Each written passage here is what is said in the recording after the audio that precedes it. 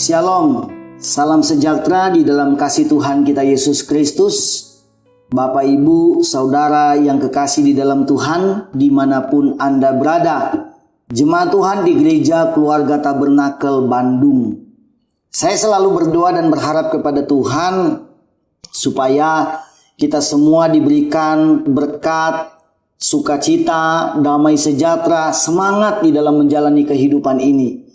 Sekalipun kita belum bisa berjumpa tatap muka di dalam program-program ibadah, tetapi tidak mengurangi sedikit pun semangat kita, sedikit pun sukacita kita di dalam kita berdoa menyembah Tuhan.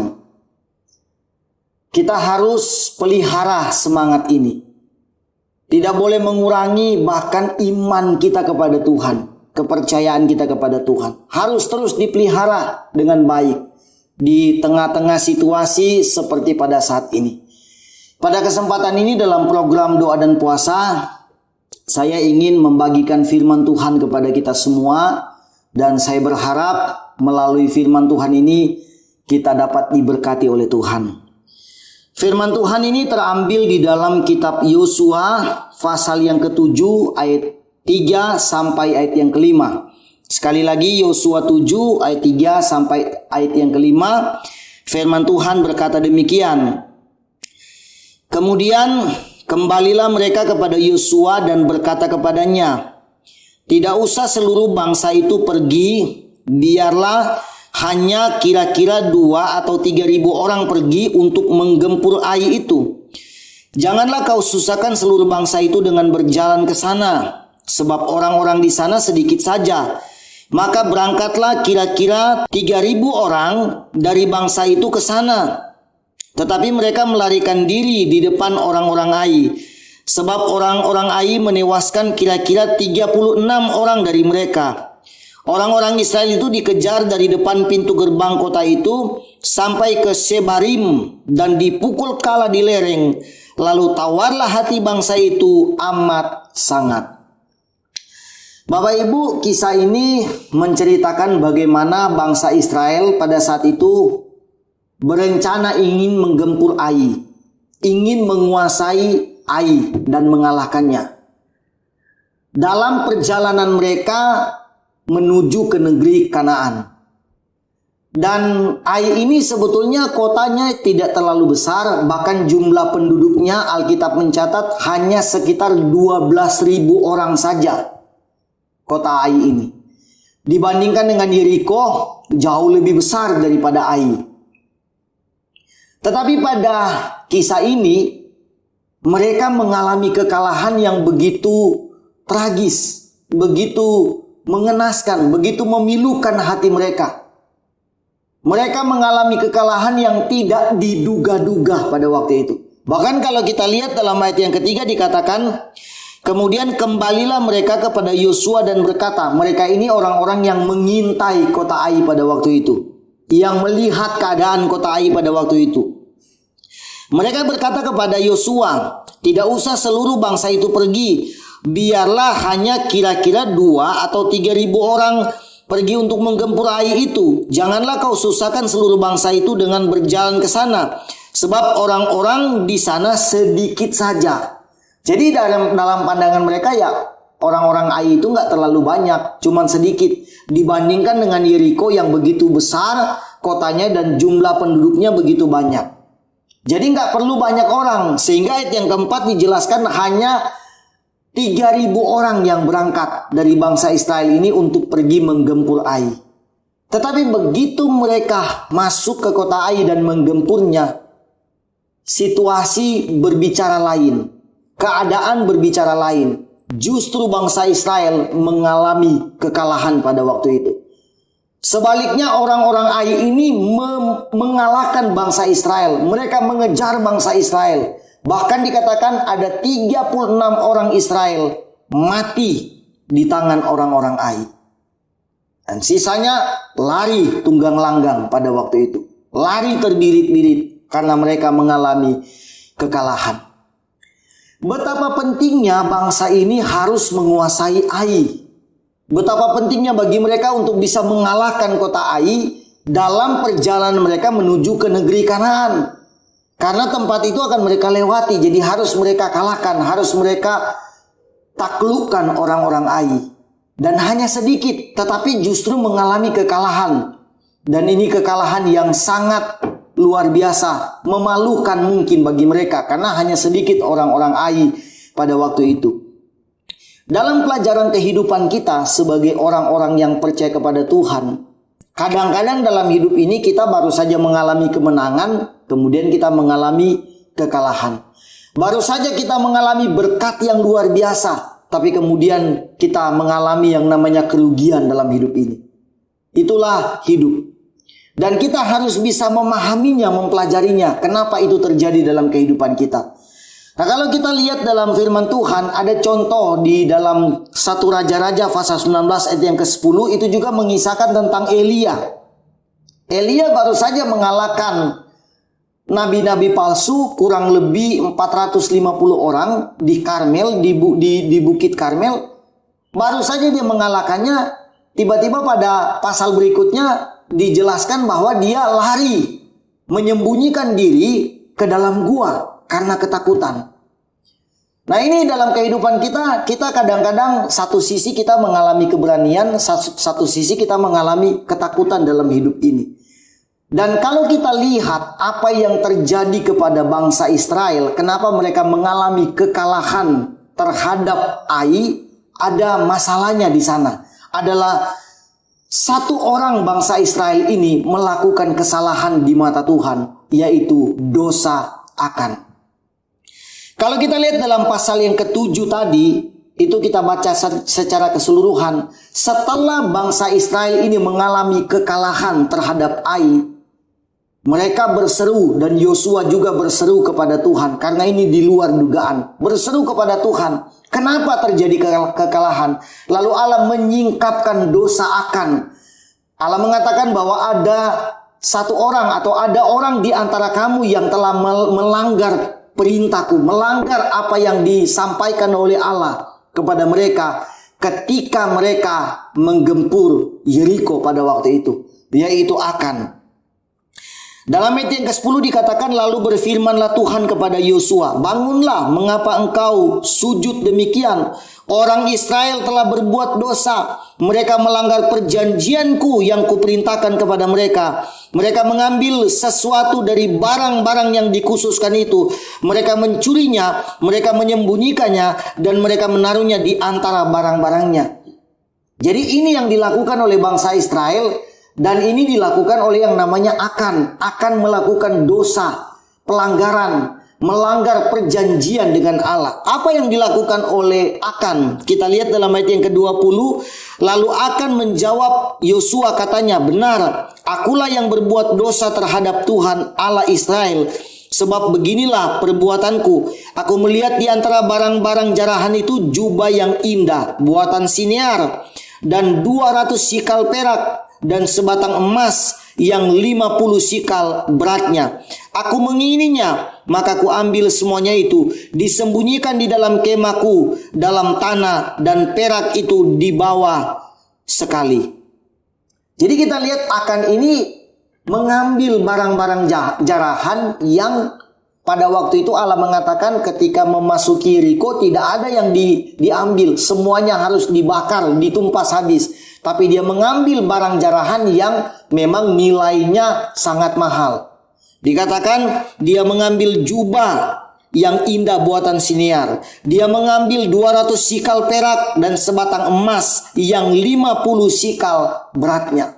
Ini memang dosa yang menarik bagi dia waktu itu. Dia mengambil jarahan itu. Dia mengambil apa yang dilarang oleh Allah.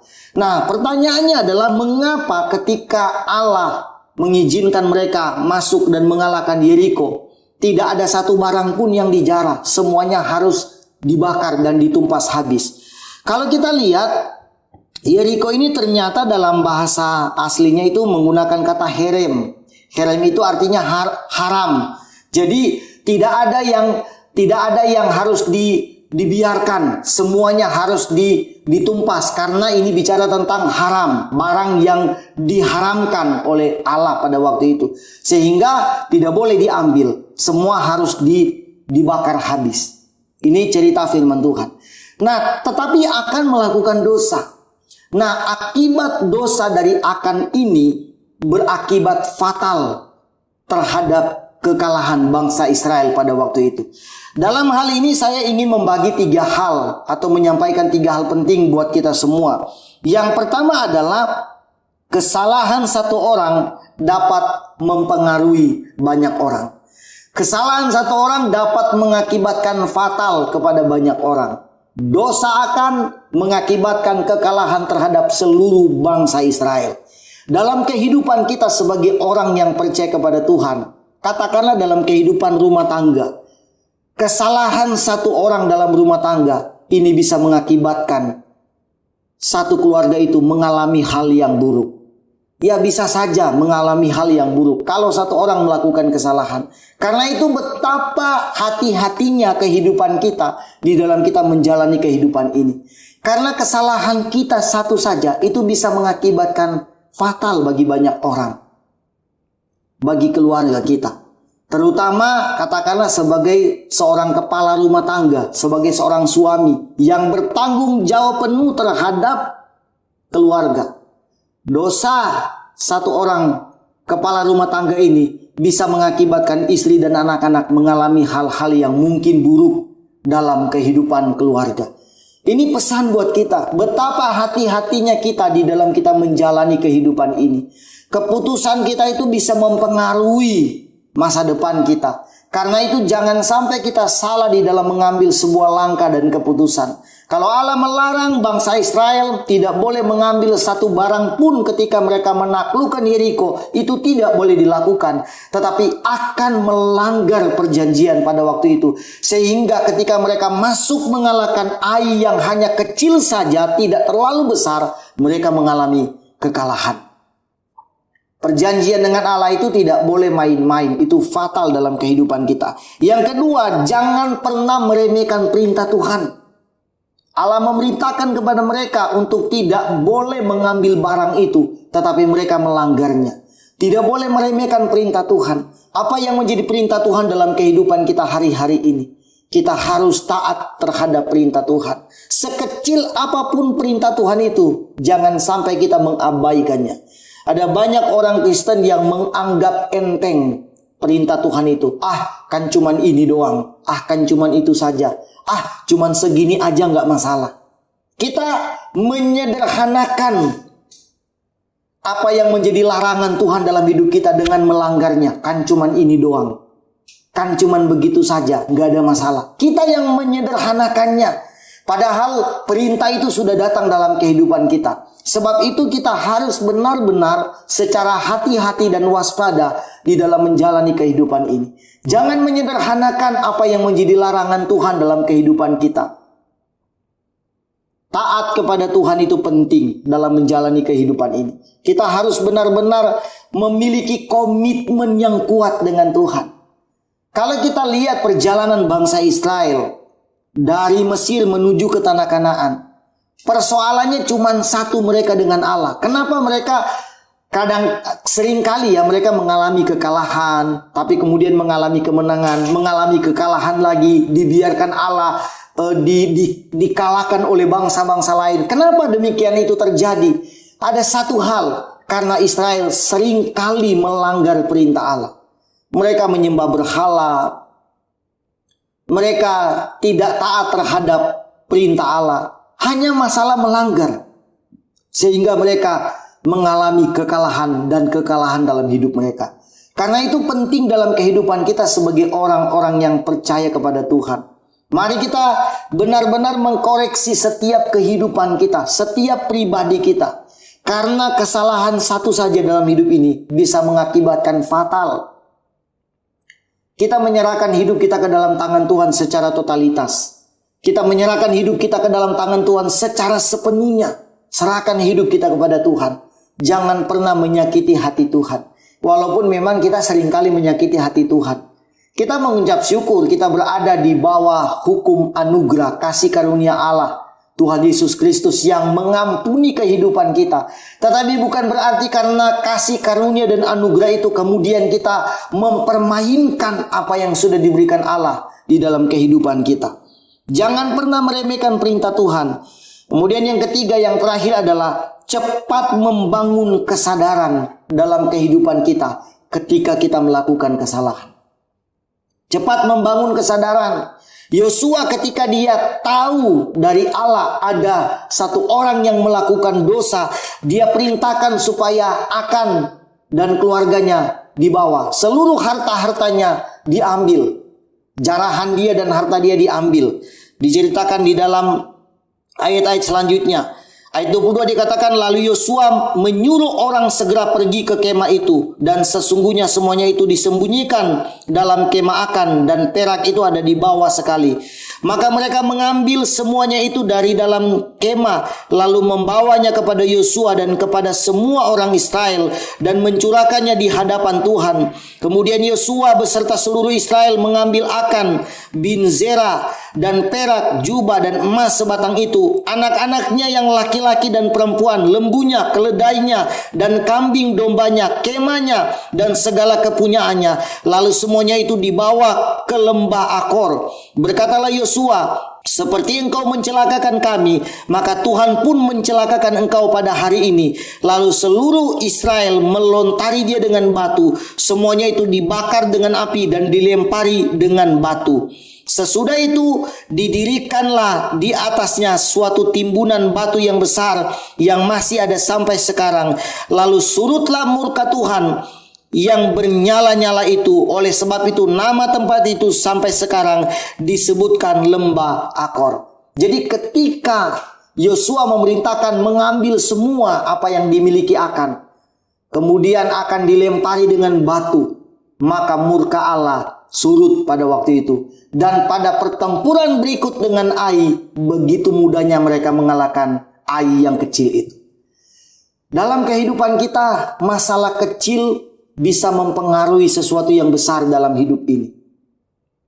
Katakanlah perkataan.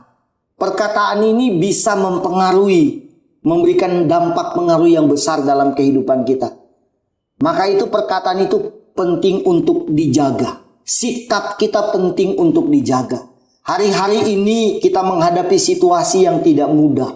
Tapi saya percaya kalau kita berserah terus kepada Tuhan, Tuhan memberikan kita kekuatan di dalam menghadapi apapun. Jangan melakukan kesalahan, karena kesalahan sedikit pun bisa mengakibatkan fatal. Kalau mau dipikir Ai kecil, tapi mereka bisa kalah. Hal-hal yang tidak terlalu besar untuk membuat kita hancur, hanya hal-hal yang kecil saja. Karena kesalahan dalam kehidupan kita. Karena itu melalui firman Tuhan pada kesempatan ini, dalam program doa dan puasa, firman Tuhan mengajak kita semua untuk mari kita tetap harus memegang komitmen kita kepada Tuhan dengan sebaik-baiknya. Jangan melakukan kesalahan, jangan melakukan pelanggaran di hadapan Tuhan. Walaupun Tuhan tidak sekejam itu, Dia mengampuni kehidupan kita, tapi mari kita harus benar-benar sadar diri terus, sadar hati kita di hadapan Tuhan, karena Tuhan begitu baik dalam kehidupan kita. Kiranya melalui firman Tuhan pada kesempatan ini, kita semua diberkati oleh Tuhan. Tuhan Yesus memberkati kita semua. Amin.